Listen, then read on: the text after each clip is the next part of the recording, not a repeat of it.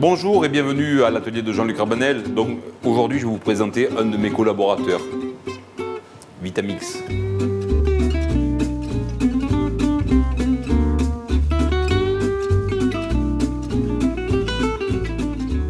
De la pâtisserie aux entrées, c'est un collaborateur donc très précieux, qui me permet donc de foisonner, d'émulsionner et donc de créer tout un tas donc de recettes. On arrive à faire, là je vais vous montrer, un gazpacho entre autres, donc très rapidement.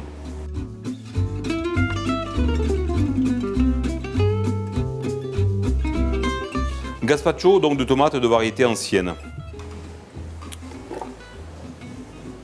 Des tomates donc de couleur et surtout donc de goût complètement différents pour me permettre donc d'avoir une sauce, un gazpacho donc intéressant. Un poivron rouge qui a été confit à l'huile d'olive, qui est pelé. De la cébette crue, juste pour l'assaisonnement. Et de l'ail, qui a été donc blanchi. J'ai décidé, une fois pour toutes, de mettre tous les ingrédients en même temps. Que ce soit pour les soupes, et notamment le gazpacho est une soupe froide, que ce soit pour les soupes chaudes, si je décide donc d'avoir un velouté donc de tomates, j'utilise le même appareil, et avec la vitesse donc de rotation des lames, au bout donc de 2 minutes, en tournant donc de façon très rapide, vont chauffer la tomate. Donc j'aurai un velouté donc de tomates. Revenons sur notre gazpacho, les tomates, l'assaisonnement, l'huile d'olive, et très simplement, je suis prêt à faire un gazpacho. Action.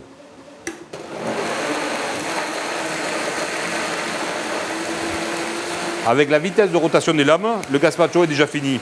Je veux ne plus voir ni de pépins, ni de peaux de tomates, etc. J'augmente la vitesse de rotation des lames. Le gazpacho, à l'heure actuelle, est déjà fini. Si toutefois, ce gazpacho, je le souhaite donc de le manger tiède, parce que peut-être ce soir, effectivement, même si nous sommes en plein été, ce soir, donc le temps est orageux, donc il va être couvert. Donc je veux un gazpacho tiède, très simple. J'augmente la vitesse de rotation des lames et je me sers donc de toute sa puissance. Et dans 2 minutes, ce gazpacho sera chaud.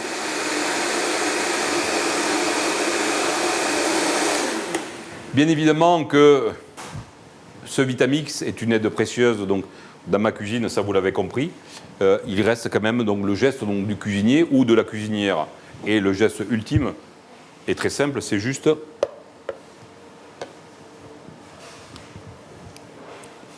goûter pour rectifier éventuellement l'assaisonnement.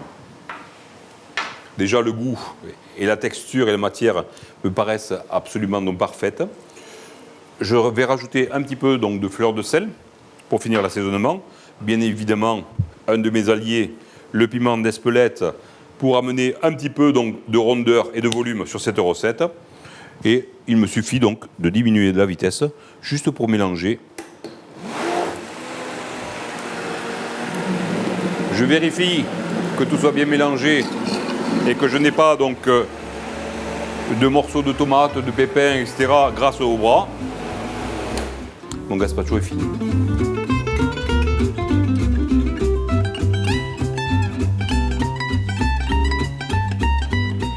Décidément, le Vitamix est un outil donc précieux par rapport donc à son efficacité, à sa vitesse d'action. Et je vais enchaîner recette après recette du gazpacho de tomates jusqu'à mes desserts, tartelettes, financiers, etc., etc. Merci mon pote.